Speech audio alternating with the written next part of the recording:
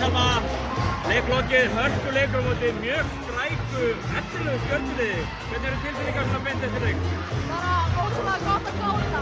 Þær eru ótrúlega duglegar, hörku duglegar og maður hugsa svona að þær eru við fyrir 7 árum að þær eru ótrúlega ungar og fáir sem hafa trúið að þær gætu þetta. Þær eru bara ótrúlega flottar.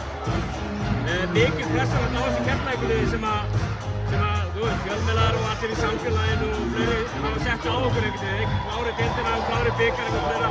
Var ekkert erfitt að koma inn í þessa seríu á móti liði sem endaði á lægri stað í deildinni og eitthvað svona? Jú, að vissu leyti. Það voru að gera aðra hluti heldur en við höfum séð í vetur og við þurftum bara að vinna út úr því, finna hvað við ætlum að gera, finna svör. Og þegar við gerðum það og spilum saman, þá bara small þetta hjá okkur. Væntanlega ekkert verið að spá í mótherjanum í úrslitunum fyrir væntanlega bara á morgun, en hvernig líst ykkur svona á Fáni Njarðvík? Bara mjög vel. Það verður hörkuleikir á móti þeim sko, þannig að ég er spennt að spila það. Þið hefur unnið þarna leikina, ekki? Jú, sem svo 2 tæpir, þannig að við þurfum að stíga upp sko. Er það gott eða slæmt? Bara bæði og. Líka fínt að vera í alvöru seríu og koma ferskar í leikinn. Rosalega flott stemming í þessu einvígi á móti Stjörnunni, bæði heima og úti einhvern veginn. Erum við ekki að vona það að þetta haldi áfram